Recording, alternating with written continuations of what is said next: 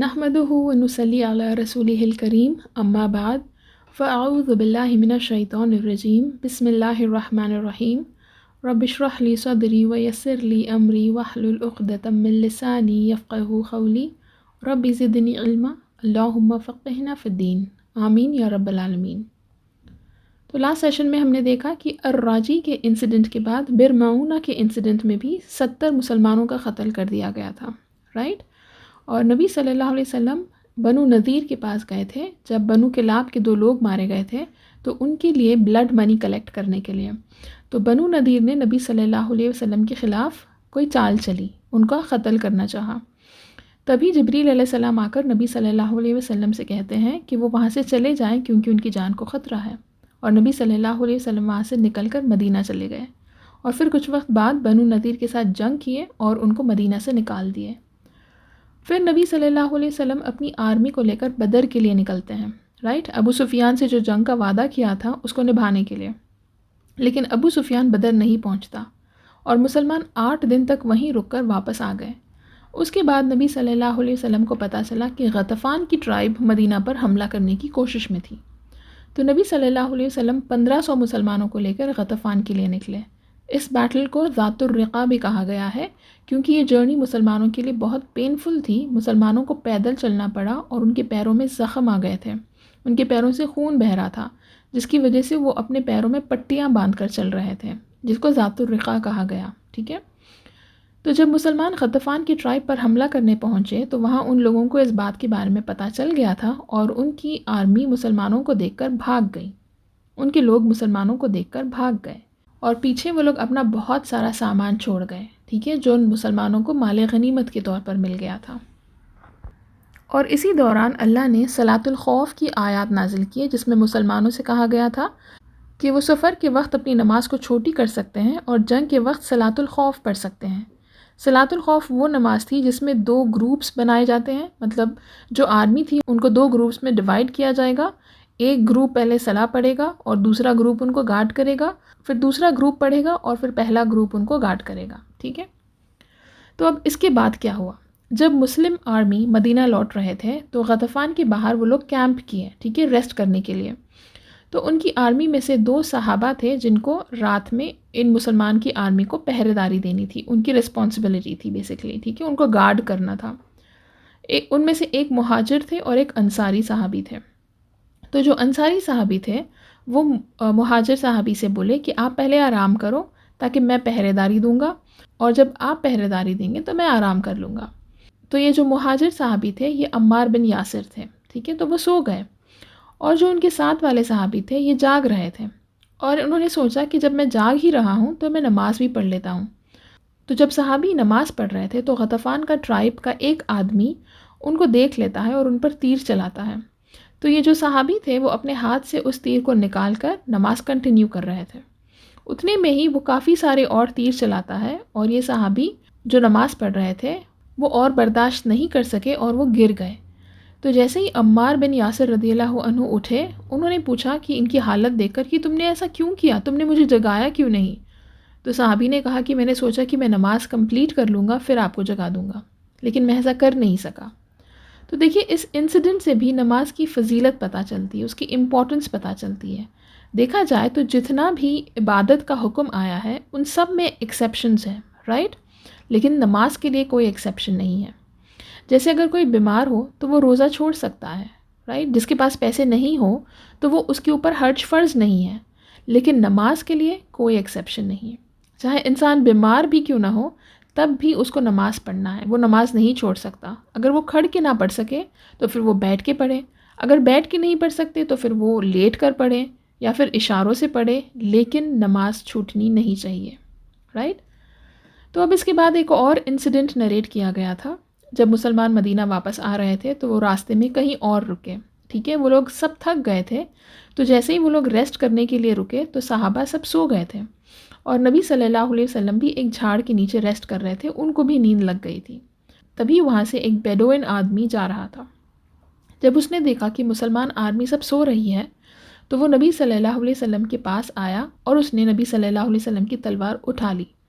نبی صلی اللہ علیہ وسلم کی نیند کھل گئی تو اس آدمی نے نبی صلی اللہ علیہ وسلم سے کہا بتاؤ کہ اب تم کو مجھ سے کون بچا سکتا ہے؟ نبی صلی اللہ علیہ وسلم نے جواب دیا، اللہ، وہ میری حفاظت کرنے والا ہے۔ اتنے میں ہی وہ آدمی ڈر گیا، وہ گھبرا گیا اور اس کے ہاتھ سے تلوار چھوٹ گئی۔ تو نبی صلی اللہ علیہ وسلم نے اس تلوار کو اٹھایا اور اس سے پوچھا کہ اب بتاؤ کہ تم کو مجھ سے کون بچا سکتا ہے؟ تو اس آدمی نے نبی صلی اللہ علیہ وسلم سے معافی مانگی اور کہا کہ ہم دونوں میں سے آپ بہتر بنو، آپ مجھ پہ رحم کھاؤ اور مجھے چھوڑ دو۔ تو نبی صلی اللہ علیہ وسلم نے اس سے پوچھا کہ کیا تم اسلام قبول کرو گے؟ اس نے کہا نہیں، میں اسلام تو قبول نہیں کروں گا، لیکن میں آپ سے وعدہ کرتا ہوں کہ میں کبھی بھی آپ سے جنگ نہیں کروں گا۔ تو نبی صلی اللہ علیہ وسلم نے اس کو چھوڑ دیا۔ اب جب سفر دوبارہ شروع ہوا تو نبی صلی اللہ علیہ وسلم نے دیکھا کہ کوئی صحابی کا اونٹ سب سے پیچھے چل رہا تھا۔ تو نبی صلی اللہ علیہ وسلم مسلمانوں سے پوچھے کہ یہ کون ہے جس کا اونٹ سب سے پیچھے چل رہا ہے؟ تو لوگوں نے جواب دیا، یہ جابر بن عبداللہ رضی اللہ عنہ کا اونٹ ہے۔ تو نبی صلی اللہ علیہ وسلم جابر بن عبداللہ رضی اللہ عنہ کے پاس گئے اور ان سے پوچھے، تم سب سے پیچھے کیوں ہو جابر، اور اتنے پریشان کیوں دکھ رہے ہو؟ تو جابر رضی اللہ عنہ نے جواب دیا، میرا اونٹ بہت کمزور ہے یا رسول اللہ۔ تو نبی صلی اللہ علیہ وسلم اپنے اونٹ سے اترے اور جابر رضی اللہ عنہ سے ایک لکڑی مانگے اور اس لکڑی سے جابر رضی اللہ عنہ کے اونٹ کو دھیرے سے پوک کیے، ہلکے سے چبھائے، جس کے بعد جابر رضی اللہ عنہ کا اونٹ نبی صلی اللہ علیہ وسلم کے اونٹ سے بھی زیادہ تیز چلنے لگا۔ اور یہ انسیڈنٹ جابر رضی اللہ عنہ نے ایک حدیث میں نریٹ کیا ہے۔ انہوں نے کہا اس کے بعد ان کا اونٹ اتنا تیز چل رہا تھا کہ ان کو اسٹرگل کرنا پڑا تاکہ ان کا اونٹ نبی صلی اللہ علیہ وسلم کے اونٹ سے آگے نہ نکل جائے۔ وہ بڑی ہی مشکل سے اپنے اونٹ کو روک رہے تھے، ٹھیک ہے، وہ اتنا تیز چل رہا تھا بیسکلی۔ تو اب اس کے بعد نبی صلی اللہ علیہ وسلم نے جابر رضی اللہ عنہ سے کہا کہ جابر تم مجھے یہ اونٹ بیچ دو۔ تو جابر رضی اللہ عنہ نے کہا کہ آپ کو میں یہ اونٹ کیسے بیچ سکتا ہوں یا رسول اللہ، میں آپ کو یہ تحفے میں دیتا ہوں، آپ لے لیجئے۔ تو نبی صلی اللہ علیہ وسلم نے کہا کہ نہیں، مجھے تم سے خریدنا ہے، میں پیسے دے کر خریدوں گا۔ تو جب نبی صلی اللہ علیہ وسلم نے جابر رضی اللہ عنہ کو فورس کیے تو وہ مان گئے۔ پھر نبی صلی اللہ علیہ وسلم نے کہا کتنے میں دو گے؟ تو جابر رضی اللہ عنہ نے کہا آپ بتائیے۔ نبی صلی اللہ علیہ وسلم نے کہا 1 درہم۔ تو جابر رضی اللہ عنہ نے کہا یہ تو بہت ہی کم ہے۔ تو نبی صلی اللہ علیہ وسلم نے کہا اچھا 2 درہم۔ ایسا کرتے کرتے نبی صلی اللہ علیہ وسلم نے ان کو آفر کیا 4 دینار، ٹھیک ہے، یعنی 4 سونے کے سکے، اور اس پہ بات طے ہو گئی تھی۔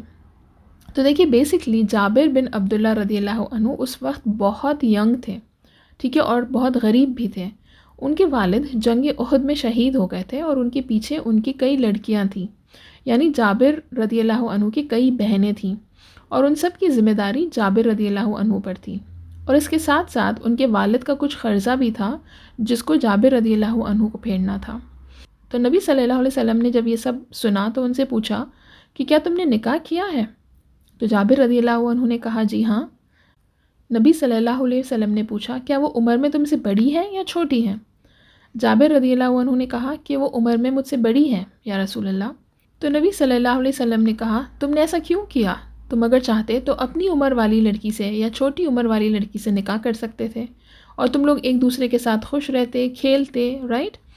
تو نبی صلی اللہ علیہ وسلم کی بات سن کر انہوں نے کہا کہ یا رسول اللہ میری آلریڈی 7 بہنیں ہیں، ٹھیک ہے، اور وہ سب چھوٹی ہیں، اور اگر میں ایک چھوٹی عمر والی لڑکی سے نکاح کرتا تو اس کی بھی ذمہ داری میرے اوپر آ جاتی۔ تو میں نے سوچا کہ میں کوئی میچور عورت سے نکاح کروں تاکہ وہ میرے بہنوں کا خیال رکھ سکے، ان کو اچھا برا سکھا سکے، جس سے میرا لوڈ کم ہو جائے گا۔ تو نبی صلی اللہ علیہ وسلم نے یہ بات سنی اور کہا کہ تم نے صحیح کیا۔ پھر جابر رضی اللہ عنہ مدینہ پہنچے۔ مدینہ پہنچنے کے بعد وہ نبی صلی اللہ علیہ وسلم کے پاس اپنا اونٹ لے کر آئے۔ نبی صلی اللہ علیہ وسلم نے ان سے پہلے مسجد میں نماز پڑھنے کو کہا۔ اس کے بعد نبی صلی اللہ علیہ وسلم بلال رضی اللہ عنہ سے بولے کہ جابر رضی اللہ عنہ کو ان کی اونٹ کی قیمت ادا کر دو۔ بلال رضی اللہ عنہ نے ان کو 4 دینار اور 1 قرات ایکسٹرا دیے۔ نبی صلی اللہ علیہ وسلم نے جابر رضی اللہ عنہ سے کہا یہ دونوں چیزیں تمہاری ہیں، یعنی اونٹ اور پیسے دونوں۔ تو بیسکلی نبی صلی اللہ علیہ وسلم جابر رضی اللہ عنہ کی مدد کرنا چاہتے تھے تاکہ وہ اپنے قرضے کے کچھ پیسے چکا سکیں، لیکن اگر وہ پہلے ہی ان کو یہ کہتے کہ میں تم کو پیسے دوں گا تو ہو سکتا ہے کہ جابر رضی اللہ عنہ برا مان جائیں یا منع کر دیں۔ تو اس لیے نبی صلی اللہ علیہ وسلم نے پہلے ان سے ان کا اونٹ خریدا، اس کے بعد وہ پیسوں کے ساتھ اونٹ کو بھی گفٹ میں دے دیے، تحفے میں دے دیے، ٹھیک ہے۔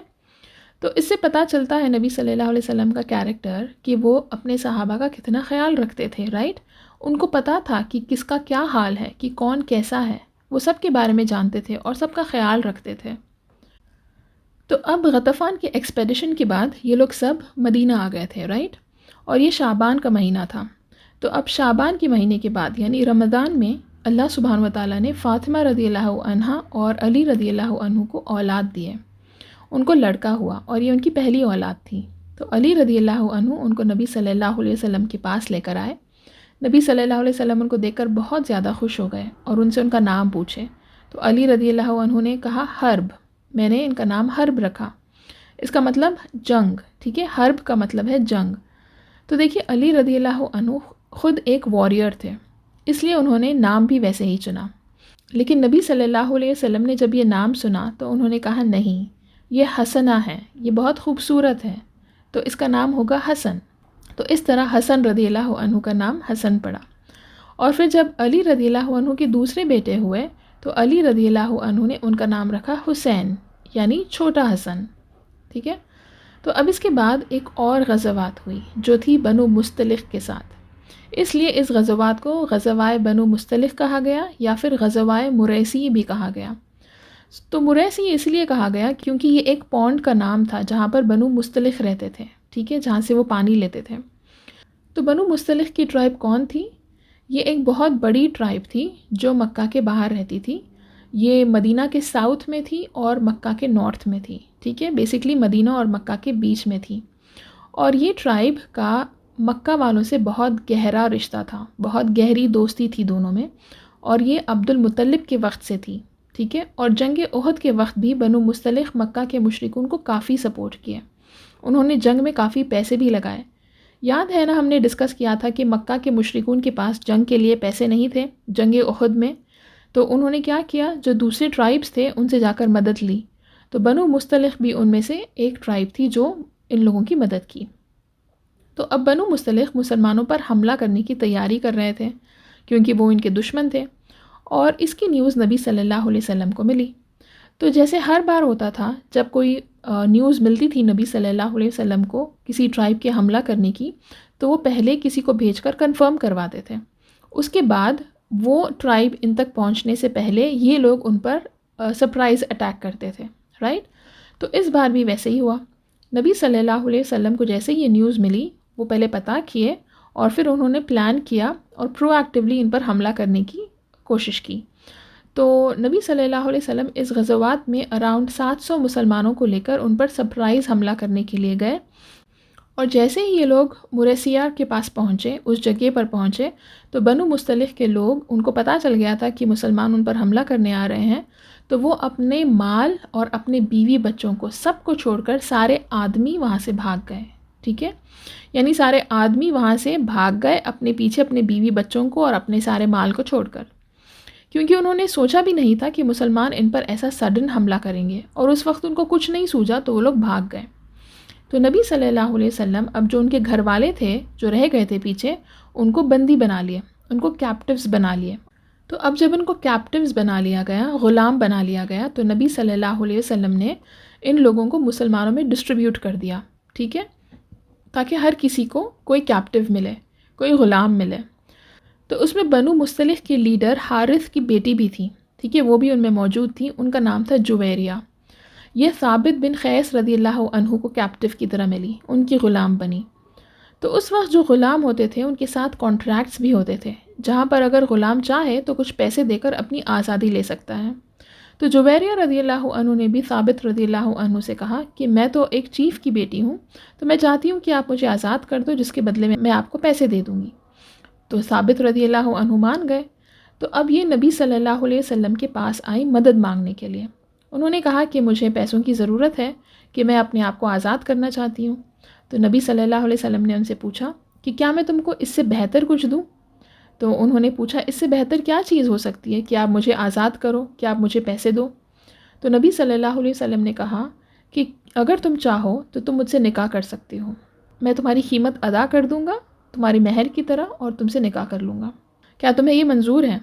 تو دیکھیے نبی صلی اللہ علیہ وسلم کو یہ پتہ تھا کہ جویریہ کوئی معمولی لڑکی نہیں ہے، وہ بنو مستلق کی چیف کی بیٹی ہیں، رائٹ؟ اور بنو مستلق قریش کے الائز تھے، ان کے بیچ گہری دوستی تھی، تو جویریہ سے نکاح کرنے سے بہت ساری چیزیں بدل سکتی تھیں۔ یہ سوچ کر نبی صلی اللہ علیہ وسلم نے جویریہ رضی اللہ عنہ سے پوچھا، کیا تم مجھ سے نکاح کرنے کے لیے تیار ہو؟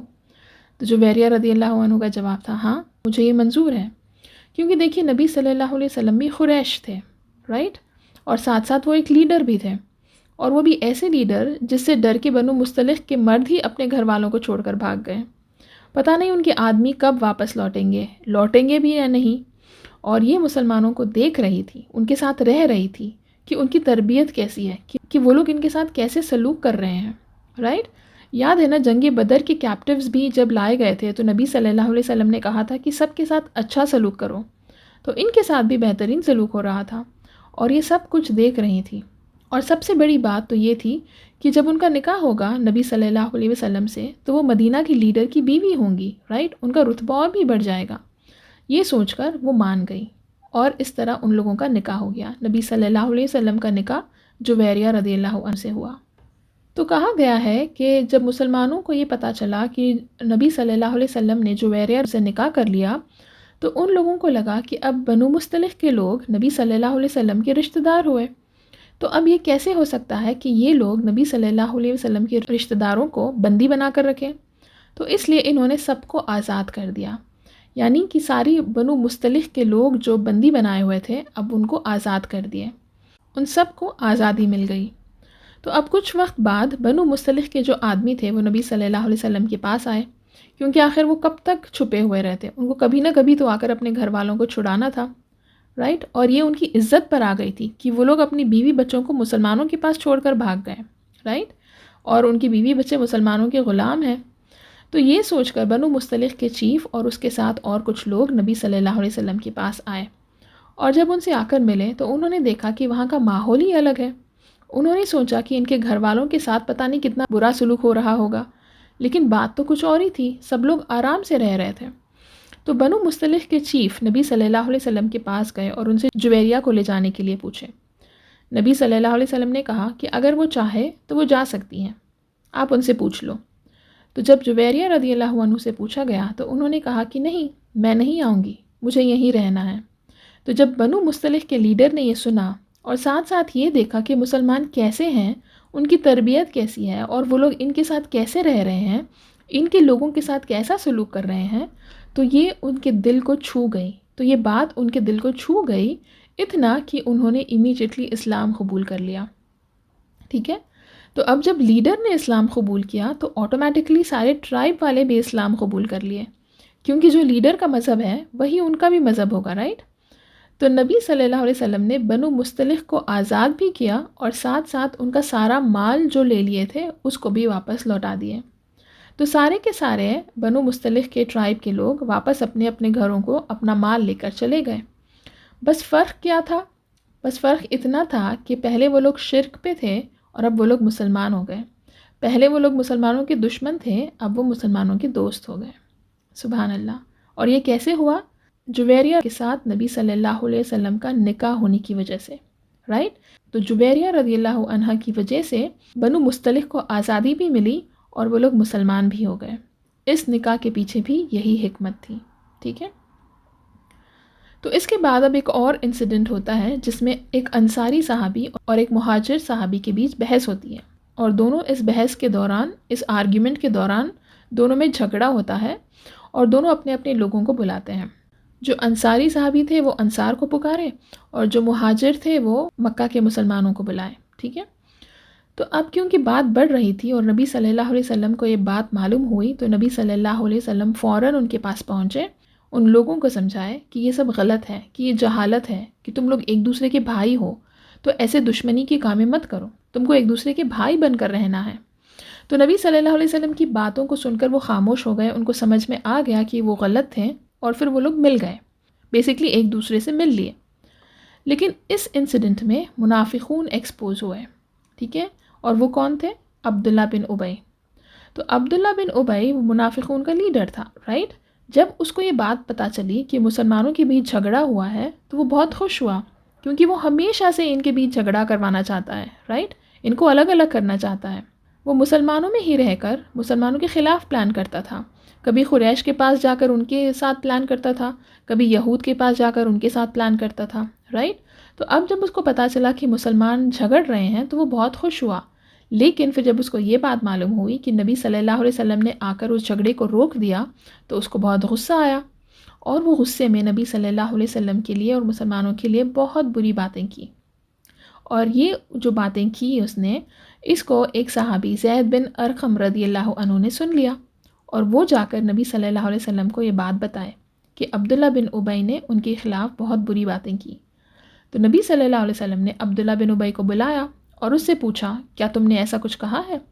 تو اس نے جھوٹی جھوٹی قسمیں کھائیں اور نبی صلی اللہ علیہ وسلم سے کہا کہ میں نے تو ایسا نہیں کہا ہے، آپ تو اللہ کے رسول ہو، ہم تو آپ کی اطاعت کرتے ہیں، ہم آپ کے بارے میں کیوں بری بات کریں گے؟ تو دیکھا گیا تو زید بن ارقم رضی اللہ عنہ بہت اداس ہو گئے کیونکہ ان کو جھوٹا بنایا گیا، رائٹ. کیونکہ عبداللہ بن ابی جو بات کر رہا تھا نبی صلی اللہ علیہ وسلم سے، وہ بات بات پر اللہ کی قسم کھا رہا تھا. اس کے بعد نبی صلی اللہ علیہ وسلم کے پاس اور کچھ کنفرم کرنے کو نہیں تھا، کیونکہ جب وہ اللہ کی قسم کھا رہا تھا تو اس کے بعد اور کیا ریزن رہ گیا نبی صلی اللہ علیہ وسلم کو اس سے کنفرم کرنے کے لیے، رائٹ. تو نبی صلی اللہ علیہ وسلم اس کی بات سن کر چپ ہو گئے، لیکن زید بن ارقم رضی اللہ عنہ بہت اداس ہو گئے کیونکہ وہ جھوٹے ثابت ہوئے. اور پھر کیا ہوا؟ اس کے بعد اللہ نے سورہ منافقون کی آیات نازل کیے جس میں اللہ کہتے ہیں اذا جاءک المنافقون قالوا نشهد انک لرسول اللہ واللہ یعلم انک لرسولہ واللہ یشہد ان المنافقین لکاذبون. اے نبی صلی اللہ علیہ وسلم، جب یہ منافق تمہارے پاس آتے ہیں تو کہتے ہیں ہم گواہی دیتے ہیں کہ آپ یقیناً اللہ کے رسول ہیں. ہاں، اللہ جانتا ہے کہ تم ضرور ان کے رسول ہو، مگر اللہ گواہی دیتا ہے کہ یہ منافق قطعی جھوٹے ہیں. اس کے بعد اللہ کہتے ہیں اتخذوا ایمانہم جنۃ فصدوا عن سبیل اللہ انہم ساء ما كانوا یعملون. انہوں نے اپنی قسموں کو ڈھال بنا کر رکھا اور اس طرح یہ اللہ کے راستے سے خود رکتے اور دنیا کو روکتے ہیں. کیسے بری حرکتیں ہیں ان کی جو یہ لوگ کرتے ہیں. تو دیکھیے جس طرح عبداللہ بن ابی نبی صلی اللہ علیہ وسلم کے پاس آ کر جھوٹی قسمیں کھا رہا تھا، اور بیسکلی وہ ان جھوٹی قسموں کو ڈھال بنا رہا تھا تاکہ نبی صلی اللہ علیہ وسلم اس کی بات کا یقین کریں، کہ اس پر ڈاؤٹ نہیں کریں، رائٹ. تو اللہ نے بھی اس کو اس طرح ایکسپوز کیا، نبی صلی اللہ علیہ وسلم کو امیجیٹلی یہ بات بتائے کہ وہ ایسی حرکت جو کر رہا ہے یہ جھوٹا ہے، رائٹ. تو اب جب عبداللہ بن ابی کو یہ بات کا پتہ چلا کہ اس کے خلاف قرآن کی آیات نازل ہو رہے ہیں تو وہ اور بھی غصہ ہو گیا، اور اس نے غصے میں بہت اور باتیں کی، جیسے کہ اس نے کہا کہ دیکھتے ہیں کہ مدینہ میں کون کس کو نکالتا ہے.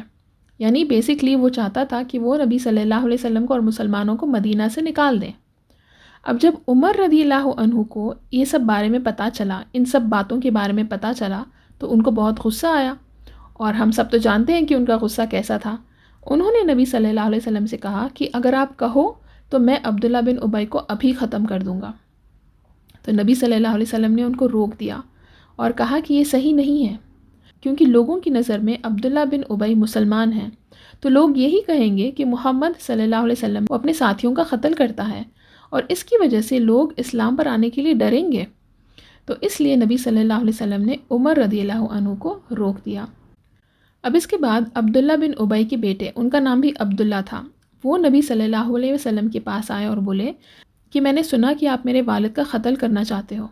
اگر آپ ایسا کچھ پلان کر رہے ہو تو مجھے اجازت دو کہ میں ہی ان کا قتل کروں، میرے سوا کوئی اور ان کا قتل نہیں کریں گے، کیونکہ یہ مسلمان تھے. ٹھیک ہے، عبداللہ بن ابی کی طرح یہ منافق نہیں تھے، ان کے بیٹے عبداللہ جو تھے وہ مسلمان تھے. تو انہوں نے نبی صلی اللہ علیہ وسلم سے کہا کہ اگر آپ ایسا کچھ پلان کر رہے ہو تو مجھے بتا دو، کیونکہ میں نہیں چاہتا کہ کوئی اور میرے والد کا قتل کرے اور پھر میں عمر بھر اس کا دشمن بن جاؤں. اس سے بہتر ہوگا کہ میں ہی یہ کام کر دوں. تو نبی صلی اللہ علیہ وسلم نے عبداللہ کو سمجھایا، ان کو کہا کہ نہیں، ہم تمہارے والد کا قتل نہیں کریں گے، ان کے ساتھ تم اچھا سلوک رکھو کیونکہ وہ تمہارے والد ہیں. اور تو دیکھیے اس کے بعد کافی سارے لوگ جو تھے وہ عبداللہ بن ابی کی اصلیت جان گئے. ٹھیک ہے، اس انسیڈنٹ کے بعد مدینہ میں سب لوگوں کو پتہ چل گیا تھا کہ عبداللہ بن ابی منافق ہے.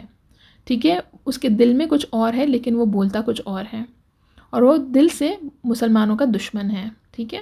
تو اس کے بعد جو لوگ اس کے سائڈ پر تھے وہ سارے لوگ مسلمانوں کی طرف ہو گئے. ٹھیک ہے. تو اس انسیڈنٹ سے اللہ نے مسلمانوں کے سامنے عبداللہ بن ابی کی منافقت کو سامنے رکھا. ٹھیک ہے. منافقت کو ایکسپوز کیا. تو ہم نے اس سیشن کو یہیں روکا اور انشاءاللہ ہم آگے کے سیشن میں کنٹینیو کریں گے. ٹھیک ہے. سبحانک اللہم و بحمدک اشہد ان لا الہ الا انت استغفرک و اتوب الیک. السلام علیکم ورحمۃ اللہ وبرکاتہ.